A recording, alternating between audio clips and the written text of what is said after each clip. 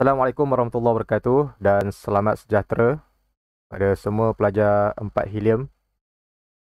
Tahniah dan terima kasih kepada yang hadir PDPR kita pada hari ini. Okey.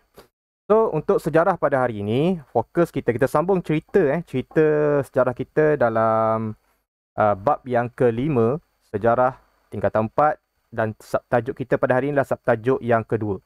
Kita dah habis pada minggu lepas subtajuk yang pertama, yang mana berkaitan dengan latar belakang penubuhan Persekutuan Tanah Melayu 1948. Yang mana kita dah bincang PTM 1948 ini ditubuhkan adalah untuk menggantikan pemerintahan Malayan Union yang telah gagal, yang telah ditentang secara besar-besaran oleh rakyat di Tanah Melayu. Okey. So disebabkan kegagalan tersebut, British telah merancang dan telah berbincang dengan pembesar-pembesar yang daripada UMNO dan juga daripada wakil Raja-Raja Melayu, bincang dan menubuhkan satu jawatan kuasa kerja untuk menubuhkan satu pemerintahan yang baru bagi menggantikan Malayan Union yang dikenali sebagai Persekutuan Tanah Melayu. Walau bagaimanapun, perancangan itu sebenarnya ditentang oleh golongan-golongan radikal, pejuang-pejuang nasionalis radikal yang juga ada perancangan mereka, yang mereka tak setuju dengan penubuhan Persekutuan Tanah Melayu 1948 ini. Antara sebabnya mereka tidak dipanggil sekali dalam jawatan kuasa kerja untuk mewakili terutamanya golongan-golongan imigran, golongan-golongan bukan Melayu, dalam perancangan untuk membentuk satu pentadbiran yang baru. So mereka menentang dan mereka telah menggariskan beberapa perkara, satu undang-undang, satu perlembagaan yang dikenali sebagai Perlembagaan Rakyat. Tapi apa yang dilakukan oleh mereka tidak diendahkan oleh pihak British, dan pihak British meneruskan agenda mereka dengan mengadakan perbincangan dengan pihak UMNO dan Raja-Raja Melayu sahaja, dan seterusnya menubuhkan satu pentadbiran yang baru dikenali sebagai Persekutuan Tanah Melayu 1948. Itu kita dah bincang pada minggu lepas. Tajuk yang kedua pada hari ini, ataupun fokus kita pada hari ini adalah kepada dua objektif, dua standard pembelajaran. Iaitu yang pertama, standard pembelajaran yang kita nak capai pada hari ini adalah awak semua dapat menerangkan faktor penubuhan Persekutuan Tanah Melayu 1948. Kenapa nak ditubuhkan Persekutuan Tanah Melayu 1948? Itu fokus kita yang pertama, iaitu di bawah standard pembelajaran 10.4.2. Dan K dia adalah menerangkan kepentingan bersemangat wajar dalam perjuangan. Kenapa kita kena ada semangat dalam sesebuah perjuangan? Semangat wajar ni semangat yang kental. Semangat yang jitu. Apa sahaja rintangan yang datang, kita hadap je, kita lawan je, kita teruskan sahaja. Itulah semangat yang perlu ada dalam sesebuah perjuangan. Dan kenapa pentingnya semangat itu? Kenapa pentingnya semangat itu? Itu antara soalan-soalan kebat lah yang kita boleh kaitkan dengan tajuk ni. Mungkin cikgu akan bagi sebagai soalan nanti. Okey, dan subtajuk ataupun standard pembelajaran kita yang kedua di bawah 10.4.3, awak semua dapat menjelaskan juga ciri-ciri Persekutuan Tanah Melayu 1948. Dan dia punya K dia adalah membahaskan implikasi ataupun kesan. Kesan tindakan masa kini terhadap masa depan. Implikasi dia. So kenapa pentingnya tindakan masa kini? Apa yang kita buat sekarang mencorak masa depan kita. Sebab itulah kita kena corakkan tindakan kita pada masa sekarang kepada tindakan yang positif, yang baik, yang boleh membawa kemajuan, supaya segala apa yang kita nikmati pada hari ini dapat juga dicapai pada masa-masa yang akan datang oleh kita punya anak cucu kita nantilah, pada masa-masa yang akan datang. Jika kita tak dapat mengorak kemajuan, negara kita dalam keadaan yang mundur, berlakunya peperangan dan sebagainya, ia juga akan membawa kesan yang tak baiklah kepada generasi-generasi yang akan datang. So itu yang kita boleh bahaskan juga nanti kalau ada masa ataupun sebagai soalan lah. Soalan untuk tutorial kita pada hari ini. Alright. Okay, itu standard pembelajaran dan objektif kita samalah. Okay, standard pembelajaran kita tukarkan kepada objektif, menjelaskan faktor yang pertama sekali, menjelaskan faktor penubuhan Persekutuan Tanah Melayu, menilai kepentingan bersemangat wajar dalam perjuangan, menghuraikan ciri-ciri Persekutuan Tanah Melayu. Bila menghuraikan ni banyaklah. Okay, kena huraikan betul-betul. Dan mewajarkan implikasi tindakan masa kini terhadap masa depan. Ini kita akan bincang apa maksud ayat tersebut, mewajarkan implikasi tindakan masa kini terhadap masa depan. Okay, adakah wajar yang kita lakukan pada masa kini untuk digunakan untuk kegunaan dia pada masa-masa yang akan datang ataupun faedahnya untuk masa-masa yang akan datang. Okey, itu pembelajaran objektif, pembelajaran yang kita cuba capai pada hari ini. Dan fokus kita masih lagi kepada tajuk ini, The Federation of Malaya Agreement ataupun Persekutuan Tanah Melayu 1948. Okey, perjanjian Persekutuan Tanah Melayu 1948. Dan fokus yang kedua pada hari ini adalah kepada faktor penubuhan Persekutuan Tanah Melayu. Okey, nampak. Alright. So kita lihat faktor. Faktor ni selain daripada faktor kita boleh sebut sebagai sebab. Sebab benda yang sama je, cikgu dah sebut tiap tahun. Okey, sebab kadang-kadang soalan dia trik kita kat sini je. Ada pelajar yang dia begitu menghafal. Cikgu sebenarnya tak menggalakkan awak menghafal dahulu. Awak faham dulu. Okey, aku hafal apa ni sebenarnya? Macam tu. Okey, aku hafal apa sebenarnya ni? Fahamkan dulu apa yang kita nak baca, apa yang kita nak hafal. Supaya bila kita hafal tu kita dapat tahu dan dapat faham perkara yang kita hafal. So apabila kita menjawab soalan, tiba-tiba kita blank, kita tak ingat apa yang kita hafal, tapi sekurang-kurangnya kita dah faham. Dan bila kita faham, kita boleh menjawab soalan itu menggunakan idea kita sendiri, ayat kita sendiri, tanpa menggunakan ayat yang kita hafal, tapi membawa maksud yang sama sebab kita faham. So sekurang-kurangnya ada markah kat situ yang boleh diberikan oleh pemeriksa. Sebab pemeriksa dia mencari markah, dia mencari jawapan.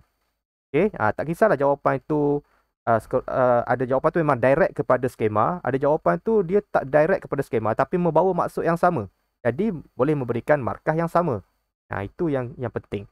Jadi kadang-kadang soalan yang berikan faktor tak ada masalah sebab awak dah hafal faktor. Tapi bila dia twist sikit kepada sebab, ada pelajar yang keliru. Okey, terutamanya pelajar-pelajar yang mengalami masalah bahasa.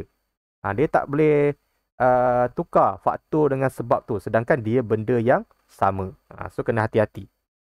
Nampak macam mudah tapi bila kita dah stres, kita dah masuk dalam dewan tu dalam keadaan yang berdebar, takut, dia kadang-kadang benda simple dia akan jadi susah. Okey, kat luar boleh ingat tahu faktor tu sebab, tapi bila kat dalam dewan dia mari blank. Apa yang sebab tak datang. Tapi bila sebut faktor okey, tapi bila dia twist sedikit itu menjadi masalah. Kita nampak macam mudah tapi kena peka, kena hati-hati dengan perkara tersebut. Okey. Pada 1 Februari 1948. Ini sebelum Persekutuan Tanah Melayu telah ditubuhkan. Okey, secara rasminya pada 1 Februari 1948. Okey, Persekutuan Tanah Melayu telah ditubuhkan secara rasminya setelah Raja-Raja Melayu menandatangani Perjanjian Persekutuan 1948. Okay, selepas Perjanjian Persekutuan 1948 ditandatangani oleh Raja-Raja Melayu, mengesahkan Persekutuan Tanah Melayu ni ditubuhkan secara rasminya. Dan peristiwa itu berlaku pada 1 Februari 1948. Itu tarikh rasmi dia. Dan penubuhannya didorong oleh beberapa faktor ataupun sebab, seperti yang pertama, penentangan orang Melayu terhadap Malayan Union, cadangan Raja-Raja Melayu dan UMNO, serta sokongan daripada pentadbir British. Ini yang kita akan kupas dalam faktor-faktor penubuhan Persekutuan Tanah Melayu. Okay, cikgu dah sebut kat situ. Ada 3 perkara kat situ, 3 faktor, iaitu yang pertama, penentangan orang Melayu terhadap Malayan Union. Yang kedua, cadangan Raja-Raja Melayu dan UMNO. dan sokongan daripada pegawai British sendiri yang mahukan perubahan dibuat. Sebab kalau dia teruskan Malayan Union, dia akan mengalami tentangan. So nak tak nak dia pentadbir British ni dia kena tukar supaya pemerintahan dia disokong oleh rakyat dan dapat membawa kemajuan kepada pemerintahan mereka. Pelabur-pelabur dia akan pentingkan pelaburan. Pelabur-pelabur akan lebih yakin untuk melaburkan wang mereka, melaburkan pelaburan mereka ke Tanah Melayu. Sebab Tanah Melayu memang kaya dengan hasil, tapi kalau berlakunya pergolakan, pelabur tak berani nak melaburkan duit mereka. Jadi perlu adanya keamanan, perlu adanya kestabilan. Sebab tu mereka kena sokong. Untuk membincangkan perkara ini, cikgu nak buat aktiviti. Cikgu tak nak bagi direct bincang. Awak cari jawapan, baca, cari jawapan. Macam biasa, menampal dalam Jamboard. Untuk hari ini bagi tajuk faktor penubuhan. Cikgu bagi link Jamboard kita. Masuk Jamboard. Cikgu akan bagi kepada 3 kumpulan. Cikgu akan bagi awak semua kepada 3 kumpulan. Kalau boleh semua boleh masuk Semua boleh masuk. Ada 24 orang pada hari ini. So 24 orang cikgu harap boleh masuk. Kita akan bagi kepada 3. Kalau 3, 24, 8 orang lah. 8 orang untuk satu kumpulan. Ni kita punya link Jamboard boleh masuk pada Jamboard. Kita tak nak makan masa yang lama. Kalau boleh cepat dan kita boleh settle cepat. Kalau boleh kita ambil masa paling maksimum pun 15 minit untuk bincang. Sebab kita nak habiskan, kita nak ada dua objektif pada hari ini. Boleh dengar suara cikgu sambil awak masuk pada Jamboard tu boleh dengar. Cikgu akan bagi awak kepada 3 kumpulan. So kita akan buat aktiviti yang mana berkaitan dengan faktor penubuhan Persekutuan Tanah Melayu 1948. Arahan dia, kat sini ada, kejap, asal dah banyak pula frame ni. Cikgu buat tadi 4 frame je. Kat sini ada 3 frame. Ada 4 frame lah termasuk muka surat hadapan ni. Muka surat hadapan ni awak jangan conteng apa-apa lah. Ini sebagai muka hadapan dia. Frame yang kedua, ini merupakan faktor yang pertama. Hanya kertas kosong sahaja. Cikgu nak awak akan isikan nanti mengikut kreativiti masing-masing. Hanya menggunakan sticky note sahaja. Hanya menggunakan sticky note sahaja. Kecuali awak nak buat garisan, boleh pakai pen lah. So jangan conteng, jangan tulis apa-apa. Fokus kepada apa yang perlu dibuat sahaja. Ini faktor yang kedua untuk kumpulan yang kedua. Dan faktor yang ketiga untuk kumpulan yang ketiga. So bincang bincang secara tulisan. Bagaimana nak buat supaya apa yang awak isi tu tidak bertindan jawapan dia. Dah dapat semua jawapan, susun cantik-cantik ikut kreativiti masing-masing supaya senang untuk difahami. Sticky note macam biasa, syarat dia warna biru, warna cikgu. Warna lain bebas untuk digunakan. Alright. Cikgu akan bacakan untuk kumpulan yang pertama. Ni cikgu baca mengikut apa yang ada pada grup ni kita ada 21 orang. Ada lagi tak yang nak masuk? Yang tak boleh masuk boleh komen di ruangan chat Google Meet, kata saya ada problem dengan Jamboard apa semua. Supaya kita dapat tahu. Saya tak boleh guna Jamboard. Tak apa. Limzinya boleh lihat di screen boleh lihat di screen Google Meet sahaja. So cikgu bacakan. Saya pun asyik terkeluar je. Pun Rizal tak apa. Rizal kalau cuba masuk, kalau tak dapat masuk, just lihat di screen Jamboard, screen Google Meet lihat aktiviti. Dan cuba lihat cuba baca juga. Cikgu akan bacakan peserta-peserta di Jamboard ada 21 orang. So cikgu akan bagikan kepada 3. 21 bagi 3 kita ada 7 kan. 7 orang untuk satu kumpulan. Kumpulan yang pertama Celeste. Celeste. Lau Chin En, Lee Zhenwei, Liang Junwei. Orang ni 4. Lo Yushun 5. Mo Zinying 6. Roma Mala 7. Ni kumpulan yang pertama kumpulan yang pertama untuk faktor yang pertama. Dah boleh pergi pada frame yang kedua, dah boleh start awak punya tugasan. Kumpulan yang kedua, ni frame yang ketiga untuk faktor yang kedua. Kathleen, Xia Zianming, Muhammad Afiq. Berapa orang? 1, 2, 3. Pawitiran 4. Kritika 5, Chan Chung Kiat 6 dan Jagnesh. Okey, 7. Tinggal 18 pula. Okey, so sampai Jagnesh tadi ni kumpulan yang kedua. Dah boleh pergi pada frame yang ketiga. Okey, dan bakinya Tiong Wei Jing, Lau Yuzhen, Fan Yungru, Chua Bin Lun dan Loh Sok Peng untuk kumpulan yang ketiga. Kumpulan yang ketiga untuk faktor yang ketiga, frame yang keempat. Ada 5 orang. Nanti kalau ada tambahan, cikgu akan masukkan lagi lah. Ni Leong Kakah, kumpulan yang ketiga Leong Kakah untuk kumpulan yang ketiga, dan juga Chio Chun Yu, untuk kumpulan yang ketiga. Alright. So boleh mulakan aktiviti awak sekarang menggunakan sticky note. Lihat apa faktor dia. Kalau boleh faktor tu berada di main tengah-tengah faktor apa. Lepas tu dia punya isi-isi dia berada di tepi dah. Ataupun ikut kreativiti masing-masing. Macam mana awak nak susun. Boleh mulakan sekarang. Masanya juga bagi 15 minit maksimum 15 minit tu maksimum. Kalau boleh cepat tulis dengan cepat, letakkan, susun dengan cepat. 15 minit daripada sekarang.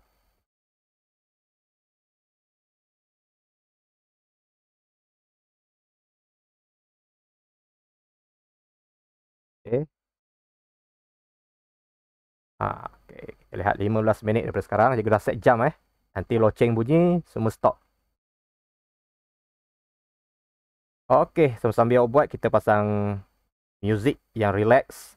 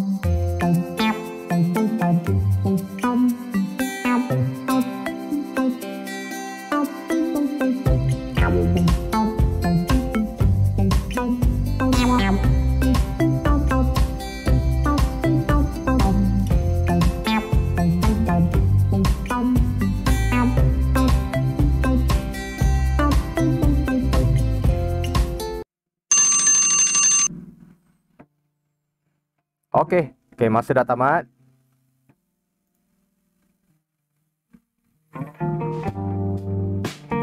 Okey.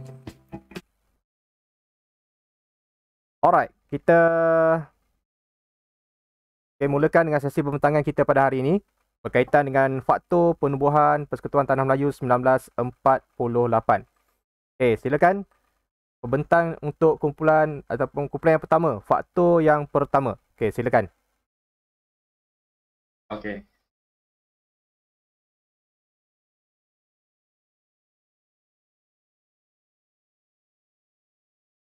Faktor penentangan orang Melayu terhadap Malayan Union yang pertama ialah Malayan Union dibantah oleh orang Melayu, UMNO dan Raja-Raja Melayu kerana memberikan kesan buruk.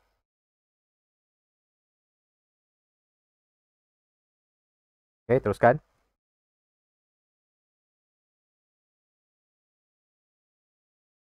Penentangan ini juga diperhatikan oleh ahli Parlimen British, iaitu Galmans dan Presbyterian.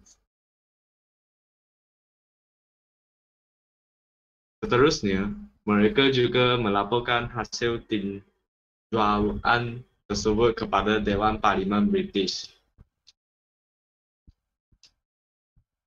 Galmans menyatakan bahawa sekiranya British melaksanakan rancangan Malayan Union dalam keadaan huru hara akan berlaku di tanah. Ketika pelbagai penentangan dan bantahan dilakukan, persediaan untuk mengubah perjanjian Persekutuan Tanah Melayu telah dijalankan melalui rundingan Raja-Raja Melayu, UMNO dan British.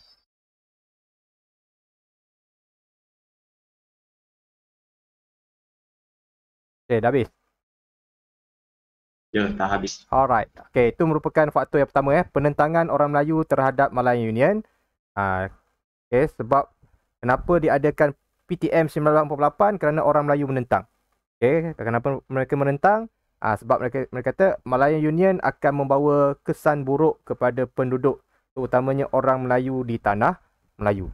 Dan disokong oleh ahli-ahli parlimen ataupun disokong oleh pegawai-pegawai yang datang ke tanah Melayu, pegawai British yang datang ke tanah Melayu dan melihat sendiri. Okey, dan terbukti adanya penentangan terhadap Malayan Union dan mereka merancang untuk menukar Malayan Union kepada satu bentuk pemerintahan yang baru. Okey, iaitu PTM 1948. Okey, thank you untuk kumpulan yang pertama. Okey, kita silakan untuk kumpulan yang kedua. Okey, silakan pembentang untuk kumpulan yang kedua.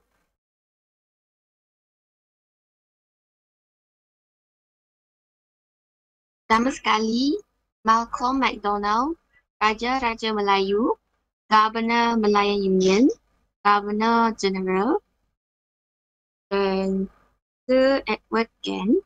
Mereka mengadakan pertemuan dan juga pakai perundingan di Kuala Kangsar pada 27 Mei 1946.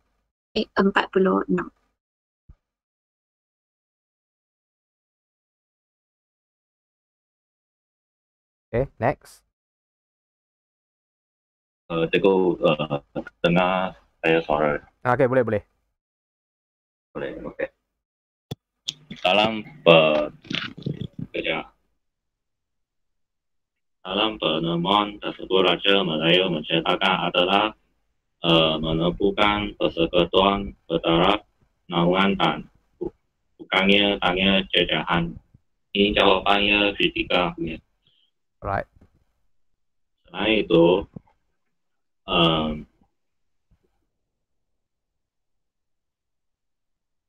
perjanjian Pak Haru untuk menggantikan Malaya Union.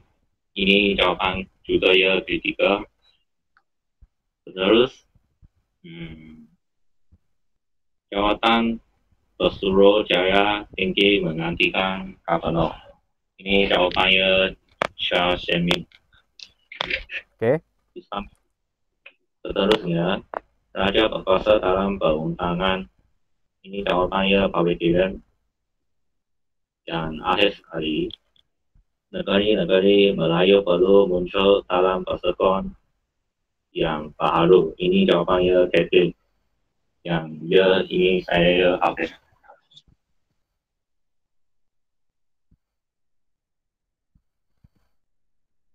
Okey. Ada lagi tak? Itu saja untuk kumpulan yang kedua.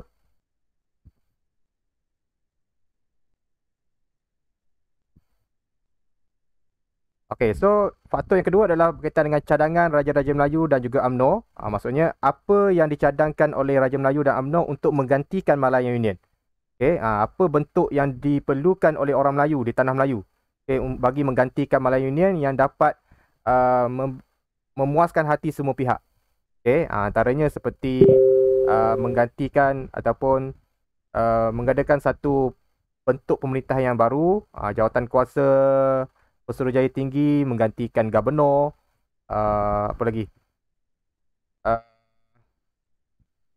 Okey, mengadakan rundingan-rundingan dengan UMNO dengan Raja-Raja Melayu untuk mencari jalan apa yang perlu, apa yang orang Melayu nak.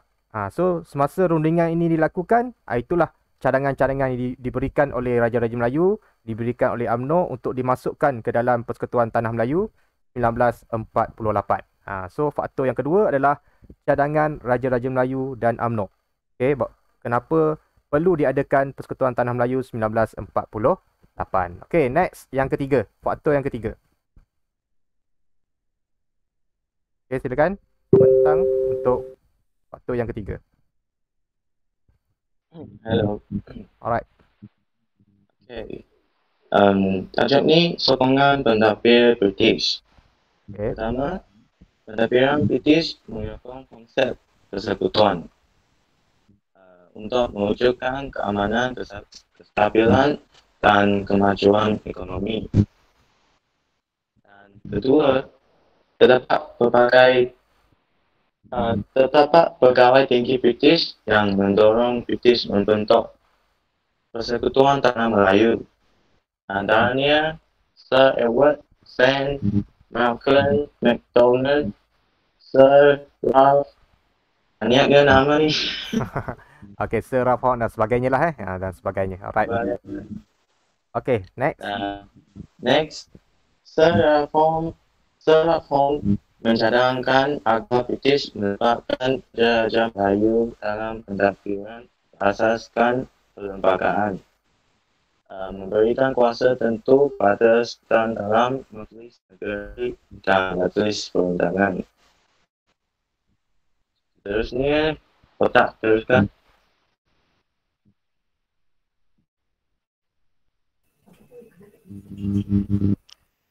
Seterusnya, pada bulan Mei 1946, Sir Edward John bertemu dengan wakil UNNO di Pulau Pinang. Pada 18 Julai 1946 di King's House, Kuala Lumpur.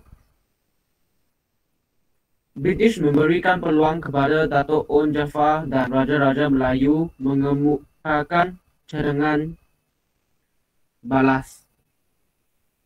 British juga melaksanakan dasar dekolonisasi. British Seterusnya, British juga melaksanakan dasar dekolonisasi yang disarankan oleh Pertubuhan Bangsa-Bangsa Bersatu melalui Piagam Atlantik.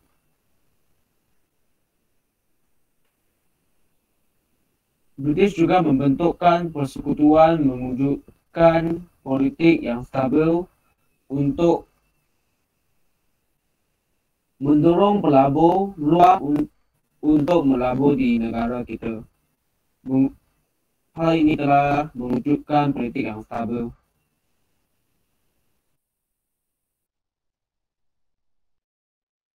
Okay, dah habis.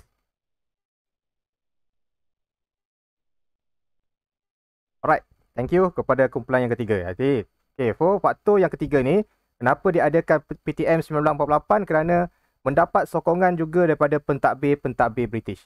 Seperti mana yang telah dibentangkan oleh rakan-rakan awak tadi, antaranya antara tokoh-tokoh yang menyokong seperti Sir Edward James sendiri, iaitu Gubernur Malayan Union pun menyokong, Sir Malcolm MacDonald, Sir Ralph Horn, Gammons, Roland Brendel dan lain-lain lagi lah. Ramai lagi pegawai-pegawai British yang turut menyokong penubuhan Persekutuan Tanah Melayu bagi menggantikan Malayan Union. Okey, so banyaklah rundingan yang dilakukan sama ada dengan Wakil UMNO dan juga dengan raja-raja Melayu dan British juga sebenarnya menyokong dasar dekolonisasi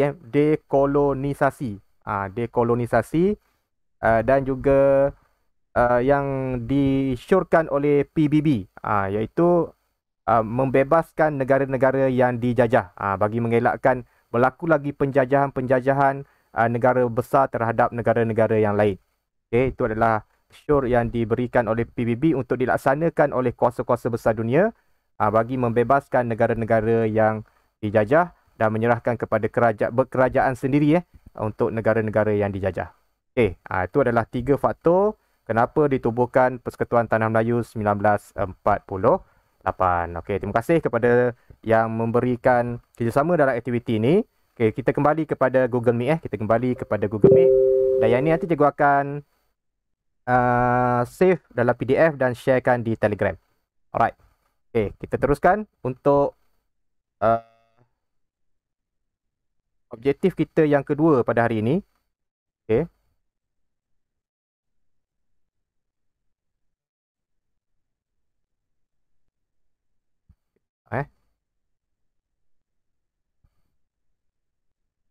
Alright.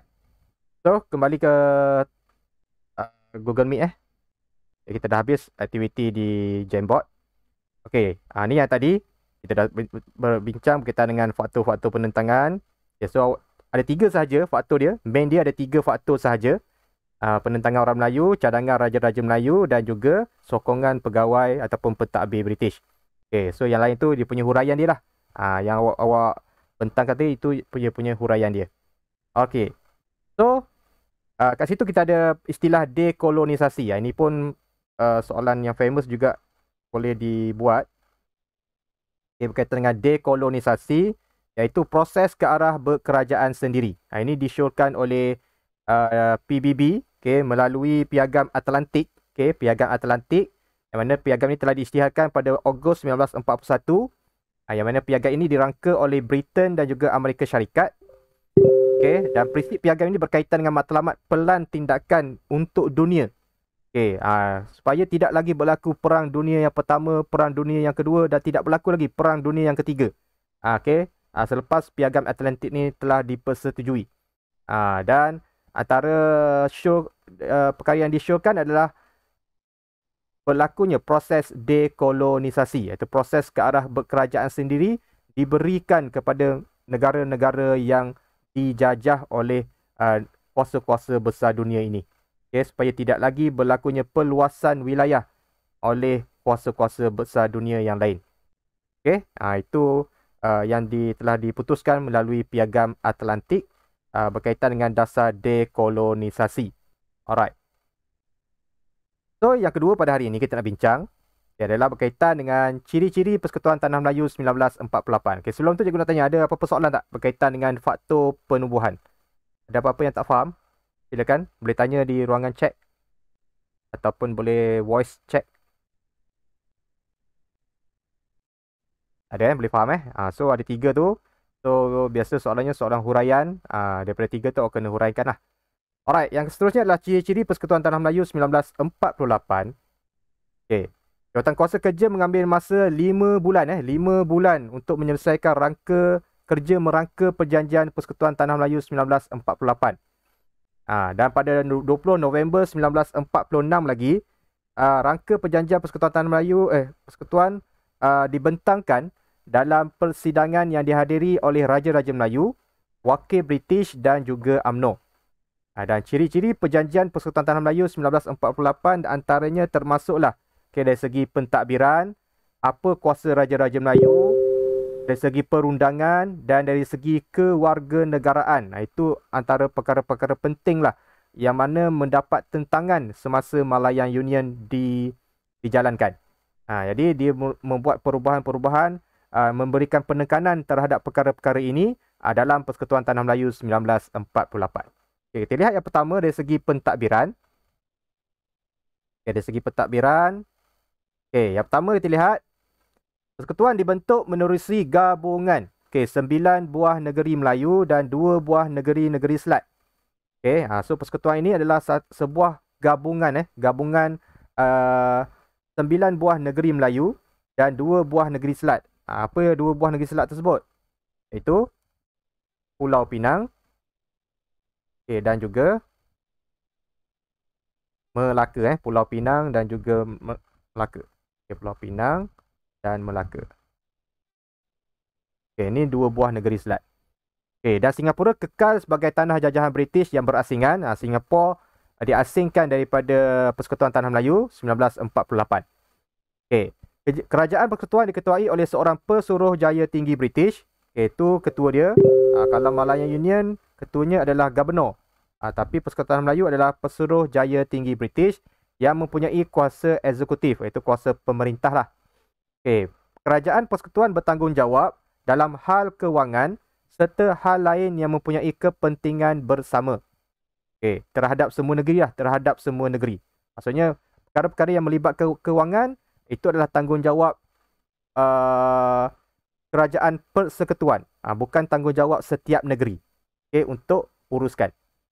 Dan Majlis Mesyuarat Persekutuan dan Majlis Perundangan Persekutuan ditubuhkan bagi membantu Pesuruhjaya Tinggi British. So atas sekali Pesuruhjaya Tinggi British dah dibantu oleh 2 majlis, iaitu Majlis Mesyuarat Persekutuan, iaitu dia punya ahli-ahli kabinet dia lah. Ahli-ahli kabinet dia punya pegawai-pegawai dia. Dan satu lagi adalah berkaitan dengan perundangan. Magistrat, hakim dan juga peguam di bahagian perundangan. Seterusnya ada 2 cikgu garis kat sini, ada 2 majlis, Majlis Mesyuarat Persekutuan dan Majlis Perundangan Persekutuan. Majlis Mesyuarat Persekutuan mengandungi ahli rasmi dan ahli tidak rasmi. So ada 2 pula, bagi 2 pula. Ada ahli yang dilantik secara rasmi dan ahli tidak rasmi. Dan biasanya ahli tidak rasminya pada peringkat permulaannya adalah ahli-ahli yang dilantik sendiri oleh Pesuruhjaya Tinggi British. Dan ahli Majlis Perundangan Persekutuan terdiri daripada pelbagai kaum. Ada semua kaum lah dalam ahli perundangan persekutuan yang melibatkan undang-undang, libatkan semua kaum supaya undang-undang yang dibuat, yang dirangka memberi keadilan kepada semua kaum. Itu dari segi pentadbiran. Dari segi kuasa Raja-Raja Melayu pula, kalau sebelum ni, kalau dalam Malayan Union, Raja-Raja Melayu hanya diletakkan dalam Majlis Melayu. Maknanya diturunkan pangkat, hanya uruskan hal yang berkaitan dengan adat istiadat dan agama Islam sahaja. Tetapi dalam Persekutuan Tanah Melayu 1948, sebuah majlis raja-raja telah dibentuk untuk membolehkan Raja-Raja Melayu memberikan pandangan dalam perkara-perkara yang tertentu. Maksudnya ada satu majlis khas Raja-Raja Melayu dibentuk untuk bincang. Contohnya apa yang dilakukan oleh Pesuruhjaya Tinggi British mesti disahkan dulu, dipersetujui dulu oleh Raja-Raja Melayu, Majlis Raja-Raja Melayu, barulah perkara tersebut boleh dilaksanakan. Maksudnya dia punya tahap dia tu, peringkat dia lebih kurang sama seperti Pesuruhjaya Tinggi British. Tapi yang menjalankan pentadbiran adalah Pesuruhjaya Tinggi British. So untuk meluluskan suatu keputusan, suatu perundangan, mesti mendapat kelulusan daripada Majlis Raja-Raja. Majlis Raja-Raja. Itu perubahan yang telah dibuat lah.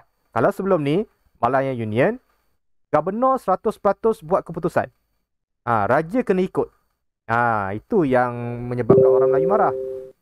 Raja dipelekehkan, sedangkan raja tu adalah raja, ketua. Kenapa mereka kena ikut arahan daripada Gubernur? Tapi sekarang, keputusan tu bersama. Keputusan tu dibuat bersama. Bagi peringkat negeri pula, Sultan bertanggungjawab mengesahkan rang undang-undang yang diluluskan dalam Dewan Perundangan Negeri. So, tanggungjawab di setiap negeri bukan lagi di bawah Pesuruhjaya Tinggi Negeri ataupun Pesuruhjaya Negeri-Negeri. So, di peringkat negeri, ketuanya dikembalikan semula kepada setiap sultan di setiap negeri. Contohnya kalau di Johor, Sultan Johor yang bertanggungjawab. Di Terengganu, Sultan Terengganu, di Selangor, Sultan Selangor dan sebagainya. Sebab dalam Malayan Union, yang bertindak di peringkat negeri adalah Pesuruhjaya Negeri-Negeri, iaitu pegawai British. Jadi dah diubah dalam Persekutuan Tanah Melayu 1948. Yang ketiga, dari segi perundangan. Dari segi perundangan, Majlis Perundangan Persekutuan diketuai oleh Pesuruhjaya Tinggi British sendiri, dan bidang kuasa Majlis Perundangan Persekutuan mencakupi hal ehwal luar, ketenteraman awam, kehakiman, perdagangan, komunikasi dan percukaian. Ada rang undang-undang perlu mendapat, ini penting perlu mendapat perkenan Raja-Raja Melayu melalui Majlis Raja-Raja. Segala rang undang-undang yang dibuat, segala peraturan-peraturan yang dibuat, pertama sekali mesti dapatkan dulu perkenan ataupun persetujuan. Perkenan ni maksudnya persetujuan daripada Raja-Raja Melayu, maksudnya semua sultan berkumpul, bincang dan mengesahkan, bersetuju terhadap rang undang-undang yang telah digubal, barulah undang-undang tersebut boleh dilaksanakan oleh Pesuruhjaya Tinggi British. Jadi dia punya level dia sama lah. Dia punya level dia sama. Kalau Raja-Raja Melayu tak perkenan, maksudnya perkara tersebut tidak boleh dilaksanakan. Itu maksud ayat kat sini. Faham Alright. Dan yang terakhir sekali adalah dari segi kewarganegaraan. Inilah yang sebenarnya menjadi masalah. Mendapat tentangan yang hebat juga semasa Malayan Union. Sebab semasa Malayan Union, jus soli itu terlalu mudah. Prinsip jus soli itu terlalu mudah. Siapa-siapa sahaja yang dilahirkan di Tanah Melayu, otomatik menjadi warga negara Malayan Union. Itu yang menimbulkan kemarahan orang Melayu. Sebab dikhawatiri nanti kalau itu dibiarkan, golongan-golongan luar, orang-orang imigran lebih ramai daripada penduduk asal. Sebab datangnya contohnya terberanak di Tanah Melayu, yang anaknya yang terberanak tu otomatik boleh jadi rakyat Malayan Union. Itu yang kita tak nak. Itu yang rakyat tak nak. Sebab itulah kewarganegaraan telah diperketatkan seperti mana berikut. Dia terbahagi kepada dua. Satu, kewarganegaraan secara kuat kuasa undang-undang. Kuat kuasa undang-undang ni maksudnya secara automatik. Dia boleh menjadi rakyat di Tanah Melayu. Warga negara Tanah Melayu. Iaitu yang pertama melalui prinsip jus soli juga. Tapi jus solinya hanya terbuka kepada rakyat raja dan rakyat British sahaja. Apa itu rakyat raja? Apa itu rakyat British? Boleh lihat di bawah ada satu peratan di bawah yang ni. Apa itu rakyat raja? Rakyat raja ialah orang Melayu ataupun dan juga orang asli yang lahir dan tinggal di negeri Melayu yang mempunyai sultan. So dia automatik menjadi warga negara Persekutuan Tanah Melayu di Tanah Melayu lah. Di Tanah Melayu. Manakala rakyat British pula ialah mereka yang lahir di Melaka, Pulau Pinang dan mana-mana tanah jajahan British yang lain. Dikira sebagai rakyat British. Jadi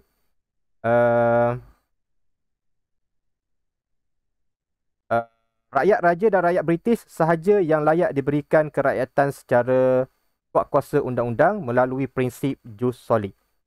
So rakyat-rakyat lain yang tak ada kena-mengena dengan rakyat British dengan rakyat raja, walaupun dia terberanak di negeri Selat sekalipun, di Melaka ke di Pulau Pinang ke, dia tidak layak. Dia tidak layak untuk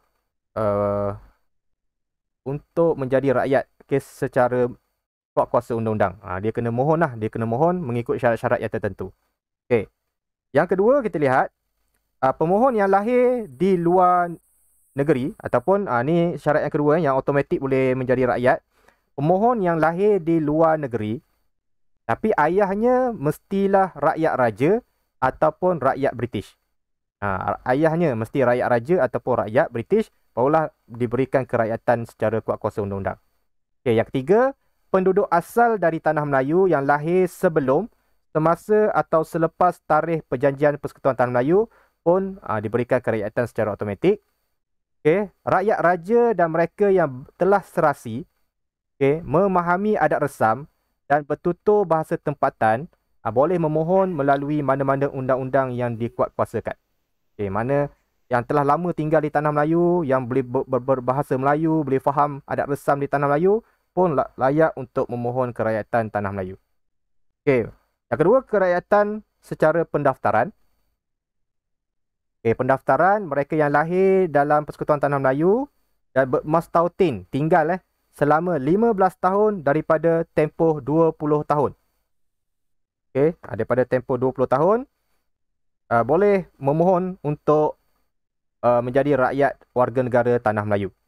Yang kedua, seseorang itu juga perlu mempunyai tingkah laku yang baik, tiada rekod jenayah, menguasai bahasa Melayu dan bahasa Inggeris, serta bersetuju untuk taat setia kepada Persekutuan Tanah Melayu. Itu syarat yang kedua untuk mereka layak memohon. Itu berkaitan dengan kewarganegaraan. Itu antara ciri-ciri dia lah. So yang pertama sekali adalah berkaitan dengan pentadbiran, kuasa Raja-Raja Melayu, perundangan dan juga kewarganegaraan. Dia fokus kepada rakyat raja dan rakyat British. So ada soalan. Ciri-ciri boleh faham So ciri-ciri ni lebih memberi keuntungan lah, lebih memberi keuntungan kepada rakyat di Tanah Melayu, terutamanya orang Melayu. Untuk supaya dia punya apa yang berlaku dalam Malayan Union tidak lagi berlaku semasa Persekutuan Tanah Melayu. Alright. So sebagai kesimpulan dia untuk ciri ini, melalui perjanjian Persekutuan Tanah Melayu, Raja-Raja Melayu diberikan semula kedaulatan baginda. Dipulihkan semula taraf raja sebagai ketua di Tanah Melayu dan juga di setiap negeri. Dan selain itu, Tanah Melayu mendapat taraf naungan semula. Kalau sebelum ni ditukar kepada tanah jajahan, so sekarang ini menjadi taraf naungan semula. Dan syarat kewarganegaraan berjaya diperketatkan semula. Ada 3 perkara lah. Raja Melayu mendapat kedaulatan mereka, baginda semula. Tanah Melayu menjadi taraf naungan semula dan syarat kewarganegaraan diperketatkan. Supaya tidak sewenang-wenang, tidak mudah untuk semua orang menjadi warga negara di Tanah Melayu. Mesti ada syarat-syarat yang telah diperincikan. So itu saja berkaitan dengan apa yang kita bincang pada hari ini. 2 perkara. Satu adalah berkaitan dengan faktor penumbuhan. Faktor penumbuhan Persekutuan Tanah Melayu, yang mana kita ada 3 faktor tadi yang kita bincang. Faktor yang pertama, faktor yang kedua dan faktor yang ketiga. Dan yang kedua, kita dah menghuraikan juga berkaitan dengan ciri-ciri Persekutuan Tanah Melayu 1948. Iaitu ada berkaitan dengan pentadbiran. Yang kedua, Raja-Raja Melayu. Yang ketiga berkaitan dengan apa lagi? Perundangan. Dan juga berkaitan dengan kewarganegaraan.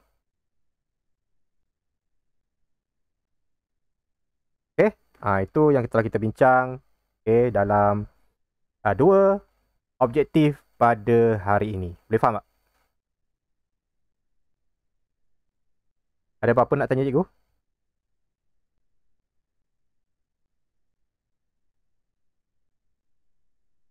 Tak ada Kalau tak ada, kita berhenti di sini untuk kelas Google Meet kita. Dan cikgu akan bagi 2 soalan 2 soalan yang melibatkan objektif yang kedua dan objektif yang keempat. Okay, cikgu nak lihat awak punya idea. Okay, sebab cikgu nak berikan awak TP yang lebih tinggi, TP 5 dan TP 6 untuk subtopik ini. Dan awak perlu memberikan idea-idea lah berkaitan dengan soalan-soalan yang berbentuk kebat. Okay, alright. So, soalannya cikgu akan create di tutorial dan tulis dalam buku seperti biasa dan hantar seperti biasa. Okay, alright. Okay, so itu saja untuk hari ini. Terima kasih kepada semua yang hadir dan bersama cikgu dalam kelas PDPR pada hari ini. Dan kita jumpa di tutorial. Assalamualaikum. Bye-bye.